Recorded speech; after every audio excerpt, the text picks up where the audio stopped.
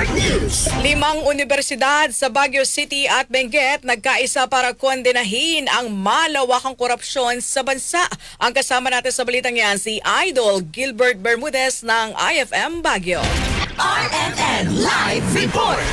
Nagsagawa ng walkout protest sa kanilang mga respektibong campus ang Benguet State University, University of Baguio, University of the Cordilleras, University of the Philippines Baguio at St. Louis University upang kondenahin ang malawakang pandarambong sa bansa na may temang walkout para sa edukasyon, kabuhayan at pananagutan. Ipinaglalaban ng aktibidad na ito ang usapin sa malaking budget cuts sa state universities, jeepney phase-out, Baguio public market privatization, mapanirang minahan sa mankayan at ang nagpapatuloy na korupsyon sa bansa. Samantala, matapos ang masariling walkout protest ng bawat universidad sa kanilang campus, ay nagtipon-tipon ang mga estudyante sa Malcolm Square bitbit ang kanilang mga placard para sa centralized program ng kilos protesta kung saan nangibabaw ang sigaw ng kabataan na dapat makulong na ang mga kurakot sa bansa. Ayon sa National Union of the Students of the Philippines, ang protesta ay isang kilos upang ipakita ang pagnanais sa pagbabago at ang isahang pulso ng kabataan para sa edukasyon, kabuhayan at pananagutan. Kasama mo mula dito sa IFM Baguio, ito si Idol Gilbert Bermudez, Tatak,